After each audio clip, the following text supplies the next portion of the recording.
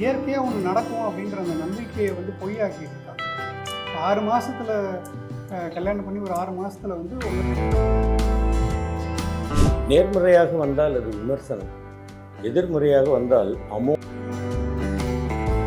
நான் சொன்னேன், life style பிரச்சனை. லைஃப் ஸ்டைல் வந்து மாற்றணும். இன்றைக்கி எல்லாருமே வந்து உட்காந்தே இருக்காங்க, ஃபோன் பார்க்கணும். எனக்கு வந்து எல்லா படங்களும் வெற்றி பெறணும் அப்படிங்கிறதுல ஒரு பெரிய ஒரு ஆசை. அது பேராசைன்னு கூட எல்லாரும் சொல்லலாம்.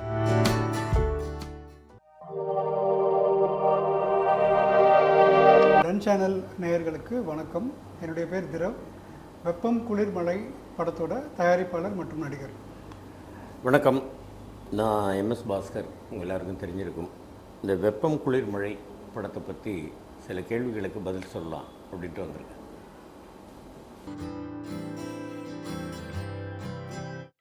கதைக்கும் தலைப்புக்கும்.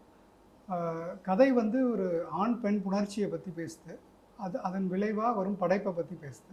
ஸோ இயற்கையாகவுமே வெப்பமும் குளிரும் உணர்கிற இடம் தான் ஒரு மழை பெய்யுது அப்படின்ற ஒரு கூற்று இருக்குது.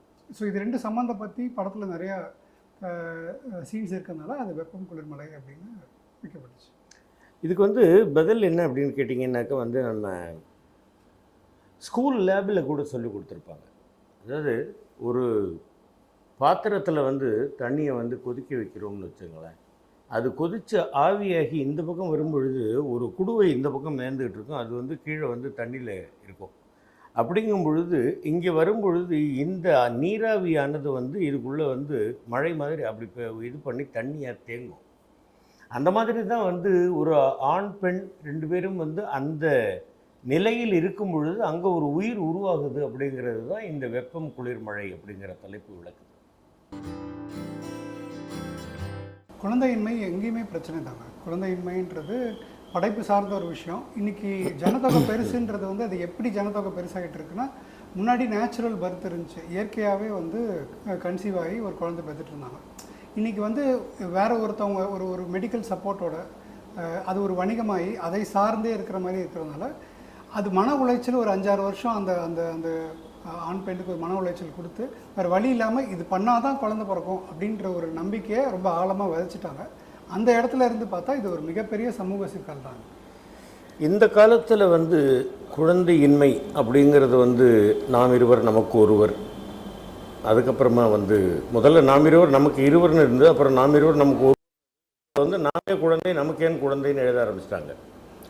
ஆனால் குழந்தை இன்மை அப்படிங்கிறது வந்து ஒரு மிகப்பெரிய குறை. நீங்கள் வந்து அந்த காலத்தில் இருந்து பார்க்க போனீங்கன்னா பெரிய பெரிய மன்னர்கள், நிலச்சுவார்ந்தாரர்கள், ஜமீன்தார்கள், பெரிய பெரிய பிரபுக்கள் இவங்கெல்லாம் வந்து குழந்தை இல்லைங்கிறதுக்காக எத்தனையோ யாகங்கள் பண்ணியிருக்கிறாங்க, ஹோமங்கள் வளர்த்துருக்குறாங்க, தனக்கு ஒரு வாரிசு வேணுங்கிறதுக்காக. செல்வம் அப்படின்னு பார்க்க போனீங்கன்னா 9வது செல்வம் இந்த குழந்தை செல்வம். கலையாத கல்வியும் குறையாத வயதும் ஓர் கபடு வாராத நட்பும் கன்றாத வளமையும் குன்றாத இளமையும் கழுப்பிணி இல்லாத உடலும் சலியாத மனமும் அன்பு அகலாத மனைவியும் தவறாத சந்தானமும். 9வது செல்வம் இந்த குழந்தை பேர் அப்படிங்கிறது.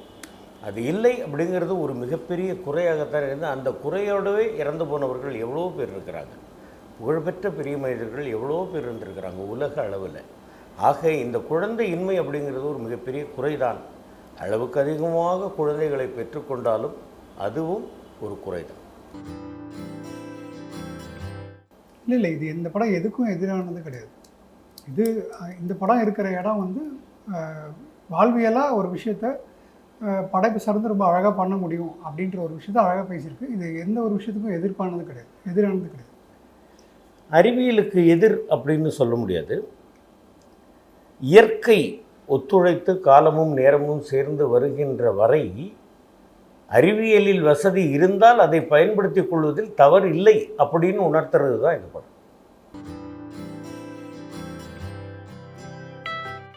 இப்போ நீங்கள் ஏற்கனவே கேட்ட கேள்விக்கு பதில், குழந்தையின்மை ஒரு பிரச்சனையான்னு கேட்டிங்க இல்லையா? அது பிரச்சனையாக இருக்கிறதுனால ஸ்ட்ரீட்டுக்கு ஒரு ஃபர்டிலிட்டி சென்டர் வந்திருக்கு. அந்த பிரச்சனை இல்லைன்னா அது ஏன் வந்திருக்கு போகுது? இருதய நோய் ஒரு பிரச்சனையா அப்படின்னு நம்ம கேட்குறோம். அது பிரச்சனையாக இருக்கிறதுனால தான் ஒவ்வொரு தெருவிலையும் வந்து கார்டியோ ஸ்பெஷலிஸ்ட் வந்து 3 பேர் இருக்காங்க, கார்டியாலஜி ஹாஸ்பிட்டல் இருக்குது. ஸோ அதை ஒரு நோயாக மாற்றிட்டாங்க. அப்போ அது சிக்கல் தான், அது ஒரு பிரச்சனை தான். அந்த பிரச்சனையை தீர்க்க வேண்டிய இடத்துல தான் நம்ம இருக்கோம். அதுக்கு இயற்கையான ஒரு சொல்யூஷன் இருக்குது. அதை நம்ம நாடி போகிறோம் அப்படின்னா இது வந்து இந்த விளைவு வந்து அதை எல்லாத்தையும் எடுத்துடும் வெளியில்.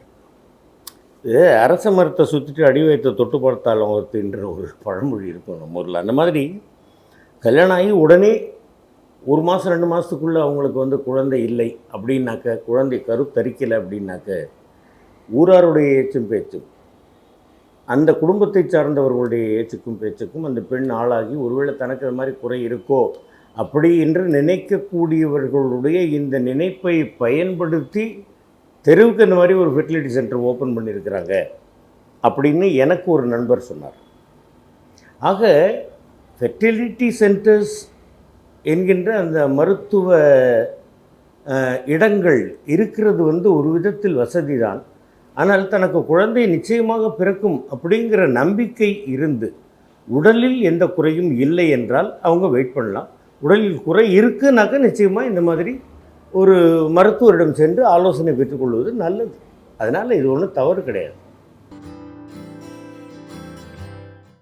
இருக்கணும், அதுக்கு தான் ஆசைப்படுறோம். கண்டிப்பாக இந்த மாதிரியான படங்கள் வந்து மக்கள்கிட்ட போய் சேர்கிறதுக்கான ஒரு ப்ராப்பரான சேனல் இருக்கணும். அது இருக்கணும், நாங்கள் விருப்பப்படுறோம். எனக்கு வந்து எல்லா படங்களும் வெற்றி பெறணும் அப்படிங்கிறதுல ஒரு பெரிய ஒரு ஆசை. அது பேராசைன்னு கூட எல்லாரும் சொல்லலாம். ஏன்னா இது பல பேருடைய உழைப்பு, எவ்வளவோ கஷ்டப்பட்டு கொண்டு வந்து இடப்பட்ட மூலதனம் அப்படின்னு சொல்லலாம். ஆனால் இந்த மாதிரி கருத்தாதிக்கம் மிக்க படங்கள் வெற்றி பெறணும், வெற்றி பெற்றே ஆக வேண்டும் அப்படிங்கிறதுல நான் வந்து ஒரு அசைக்க முடியாத ஒரு எண்ணம் உள்ளவன். நிச்சயமாக அந்த மாதிரி படங்கள் வெற்றி பெறணும் அப்படிங்கிறது என்னுடைய ஒரு ஆசை.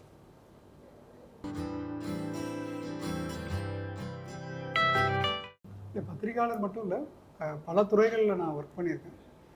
ஹெச்ஆரில் ஒர்க் பண்ணியிருக்கேன். சினிமா துறையிலே பல இடங்களில் எடிட்டராக ஒர்க் பண்ணியிருக்கேன், சவுண்ட் டிசைனராக ஒர்க் பண்ணியிருக்கேன்.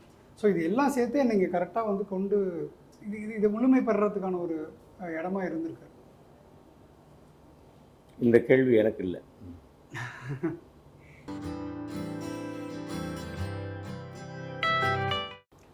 இயக்குனர்கள் வந்து இந்த கதாபாத்திரத்துக்கு நான் பொருத்தமாக இருப்பேன் அப்படின்ற நம்பிக்கை வச்சு என்னை கூப்பிடுறாங்க. அவங்களுடைய நம்பிக்கையை பொய்யாக்காமல் எந்த அளவிற்கு முடியுமோ அந்த அளவிற்கு இயற்கையாக நான் நடிப்பதற்கு முயற்சிக்கிறேன் அப்படிங்கிறது தான் உண்மை.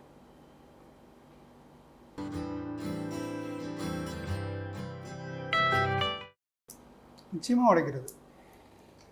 ஏன்னா உங்களுக்கு இயற்கையாக ஒன்று நடக்கும் அப்படின்ற அந்த நம்பிக்கையை வந்து பொய்யாக்கிட்டு இருக்காங்க இல்லையா.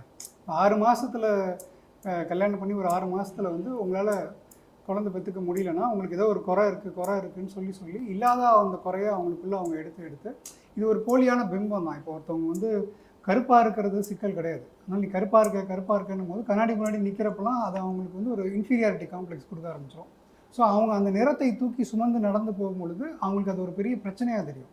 ஒரு பவுடர் போட்டுக்கலாம்னு நினைப்பாங்க, ஒரு க்ரீம் போட்டுக்கலாம்னு நினைப்பாங்க. இந்த மாதிரி தான் இது வந்து ஒரு விஷயத்தை வந்து இன்ஃபீரியாரிட்டி காம்ப்ளெக்ஸாக வந்து கண்டினியூஸாக செலுத்திக்கிட்டே இருக்காங்க அப்படின்னா இது வந்து ஒரு மிகப்பெரிய சிக்கல் தான். நம்பிக்கையை உடைக்கின்றன அப்படிங்கிறத விட நம்பிக்கையை உடைப்பதற்கு நீங்கள் ஏன் அனுமதிக்கிறீர்கள் அப்படிங்கிறது தான் என்னுடைய கேள்வி. நீங்கள் உங்கள் மேல் நம்பிக்கை வைத்து நீங்கள் நிச்சயமாக எனக்கு குழந்தை பிறக்கும், இப்போ என்ன 6 மாதம் தானே ஆச்சு, 1 வருஷம் தானே ஆச்சு, ரைட், ஓகே, 1 வருஷம் ஜாலியாக இருக்கும், அடுத்த வருஷம் பெற்றுக்குவோம் அப்படின்ற ஒரு எண்ணம் இருந்ததுன்னா, எனக்கு தெரிஞ்சு என்னுடைய நண்பர் ஒருவருக்கு 18 ஆண்டுகளுக்கு பிறகு குழந்தை பிறந்தது. அப்போது அவங்க அது வரைக்கும் ஒன்றும் பெரிய டெஸ்ட்டுக்கெல்லாம் போகல, ஒன்றும் இல்லை, ரைட், ஓகே. எங்களுக்கு ஒரு குழந்தை பிறக்கலைன்னாக்கா நாங்கள் பார்க்குற குழந்தையெல்லாம் எங்கள் குழந்தைய நாங்கள் நினச்சிக்கிறோம். ஐயா என்றைக்கு பகவான் கொடுக்குறானோ அன்றைக்கி வரட்டும் ஐயா அப்படின்னு அந்த நம்பிக்கையோடு இருந்தாங்க.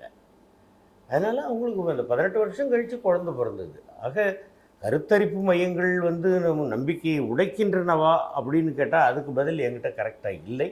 ஆனால் நம்பிக்கையை உடைப்பனவாக இருந்தால் நீங்கள் நம்பிக்கையை உடைப்பதற்கு விடாதீர்கள் அப்படிங்கிறது தான் என்னுடைய ஒரு வேண்டுகோள். கண்டிப்பாக குழந்தையின்மை பிரச்சனை வந்து அப்போ வந்து அங்கங்கே இருந்துச்சு, அங்கங்கே ரொம்ப கம்மியாக இருந்துச்சு. இப்போ வந்து ரொம்ப மிகுதியாக இருக்குது. அதுக்கான காரணம் வந்து லைஃப் ஸ்டைலும் தான். இந்த லைஃப் ஸ்டைலில் சரி செய்யணும்னு யோசிக்காமல் அதுக்கு ஒரு மெடிக்கல் தீர்வு தேடணும் அப்படின்றதே வந்து ரொம்ப தவறான ஒரு விஷயம். ஏன் அப்படின்னா நம்ம லைஃப் ஸ்டைல் தான் இன்றைக்கி வந்து நம்மளுக்கு எல்லா நோயுமே கொடுக்குது. இன்றைக்கி ஃபர்டிலிட்டியும் லைஃப் ஸ்டைல் சார்ந்து தான். ஏன்னா 18 மணி நேரம் வந்து நம்ம இன்னைக்கு வாழ்வியல் சூழலில் உட்காந்துக்கிட்டே இருக்கோம். ஒரு லேப்டாப்போ ஏதோ ஒன்று ஓப்பன் பண்ணிவிட்டு நம்ம உட்காந்துக்கிட்டே இருக்கோம். ஸோ உடம்பில் ரத்த ஓட்டமே சீராக இருக்க மாட்டேங்குது. ரத்த ஓட்டம் மிக முக்கியமான ஒரு விஷயம் இல்லையா? ரத்த ஓட்டமே சீராக இருக்க மாட்டேங்குது. அப்படி இல்லாத ஒரு சூழலில் இது ஒரு குறைபாடு நம்மளுக்குள்ளே வந்துடும். எதனால வரும்னா நம்மளுடைய வாழ்வியல் பிரச்சனை தான், நம்மளுடைய லைஃப் ஸ்டைல் தான். அதை நம்ம சரி செய்து அதில் நம்பிக்கையை செலுத்தி நம்ம முன்னோக்கி போனோம் அப்படின்னா கண்டிப்பாக இது வந்து நல்லபடியாக நடக்கும்.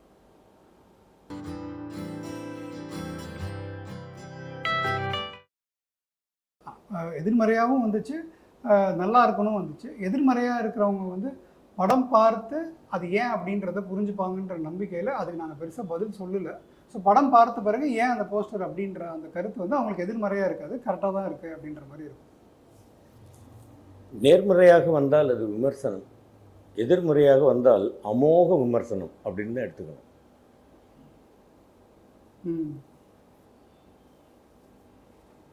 அமோக விமர்சனம் கிடைச்சிருச்சு.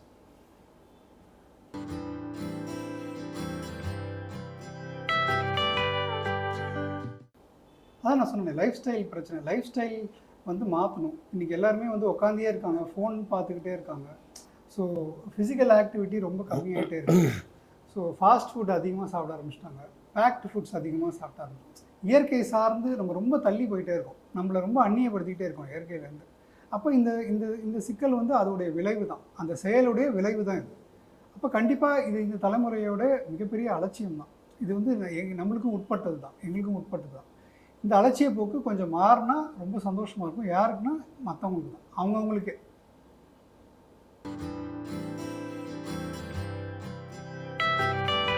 ரொம்ப நல்லா இருந்துச்சு. அதுவும் இந்த படத்தில் ரொம்பவே நான் என்ஜாய் பண்ணேன். அதை நான் தனித்தனி ஒரு டிபார்ட்மெண்ட்டாக பார்க்காம இந்த படைப்பில் இருக்கிற அந்த கரு போய் மக்களிடையே சேரணுன்ற அந்த எண்ண ஓட்டம் மட்டும்தான் எனக்கு இருந்துச்சு. நான் இப்போ இதெல்லாம் பேர் போட்டுக்கக்கூடிய ஒரு விஷயம், எடிட்டர் இதெல்லாம். இதை தாண்டி நான் அசிஸ்டண்ட்டாகவும் ஒர்க் பண்ணியிருக்கேன். அதுதான் இது வந்து படைப்பின் மேல் இருக்கிற காதல் தான். அந்த அன்பு மிகுதியாக இருக்கிறதுனால அந்த படைப்பு நல்லா வரணும் அப்படின்ற ஒரு ஓட்டம் தான் இது. ரொம்ப சந்தோஷமாக இருக்குது, திருப்தியாக இருந்துச்சு. இன்றைக்கி ப்ரெஷ் ஷோவில் வந்து ரொம்ப பாசிட்டிவ் ரிவ்யூஸ் பார்த்துட்டு சரி நம்ம வந்து எதுவும் தப்பாக பண்ணல, ரொம்ப சரியான ஒரு பாதையில் தான் போயிட்டுருக்கோம். ஏன்னா இன்றைக்கி ரொம்ப மிகப்பெரிய அழுத்தம் இருக்குது சிறுபட தயாரிப்பாளர்களும் சிறுபட இயக்குநர்களுக்கும். என்ன அப்படின்னா, இப்போ நான் இந்த படத்தையும் இன்றைக்கி சினிமா இருக்கிற வணிக சூழலையும் ஒன்றா பொருத்தி பார்த்துக்கிறேங்க. எப்படின்னா, இங்கே எப்படி நம்பிக்கை உடச்சி வேற ஒரு வணிகத்துக்கு நம்மளை தள்ளுறாங்களோ அதே மாதிரி இன்றைக்கி வந்து இந்த கதைகள் தான் ஓடும் அப்படின்ற ஒரு போலியான பிம்பத்தை மறுபடியும் திணிச்சு சிறு பட தயாரிப்பாளர்கள், இயக்குநர்கள், அந்த படத்தில் நடிக்கிறவங்களாம் காயப்படுத்தி இது சரிப்பட்டு வராது, மக்கள்கிட்ட போய் சேர மாட்டீங்க அப்படின்ற அந்த நம்பிக்கையை உடச்சி இப்படி பண்ணால் தான் ஓடுமோ, இப்படி பண்ணால் தான் கமர்ஷியல் வெற்றி அடையுமோ, இப்படி பண்ணால் தான் படமோ அப்படின்ற ஒரு போலியான பிம்பத்தை திணிச்சிக்கிட்டே இருக்காங்க. ஸோ இந்த படத்துக்கும் இப்போ இருக்கிற சூழலுக்கும் மிகப்பெரிய பொருத்தம் இருக்குது. ஸோ அப்படின்னு பார்த்துக்கிட்டிங்கன்னா இது மாறணும். நம்பிக்கை வர ஆரம்பிச்சதுன்னா இது எல்லாம் ரொம்ப சீர்பட்டு ரொம்ப சூப்பராக இருக்கும். ப்ரெஷோ பார்த்து எங்களுக்கு ரொம்ப திருப்தியாக இருந்துச்சு. எல்லாருமே ரொம்ப பாசிட்டிவ் ஃபீட்பேக் கொடுத்துருக்காங்க. எல்லா கதாபாத்திரங்களும் ரொம்ப வாழ்வியலாக, ரொம்ப நேர்த்தியாக, ரொம்ப லைவாக நடிச்சிருக்காங்க. இந்த கதை ரொம்ப நல்லா வந்திருக்கு அப்படின்ற ஃபீட்பேக் நிறைய மிகுதியாக வருது. அப்படின்றப்ப எங்களுக்கு அது மிகப்பெரிய விருதாக நாங்கள் பார்க்குறோம். நிச்சயமாக எல்லாருமே வந்து ரொம்ப பாராட்டினாங்க. ரொம்ப இயல்பாக நடிச்சிருக்காங்க. எல்லாருமே யாரும் நடித்த மாதிரியே தெரியல, ஒருத்தர் கூட மேக்கப் போட்ட மாதிரியே இல்லை அப்படின்லாம் பாராட்டினாங்க. அதெல்லாம் கேட்கும்போது ரொம்ப சந்தோஷமாக இருக்கும். Thank you very much. தேங்க்யூ, நன்றி. எங்களுக்கு சப்போர்ட் பண்ணுங்கள். D1 நேயர்களுக்கு ரொம்ப நன்றி.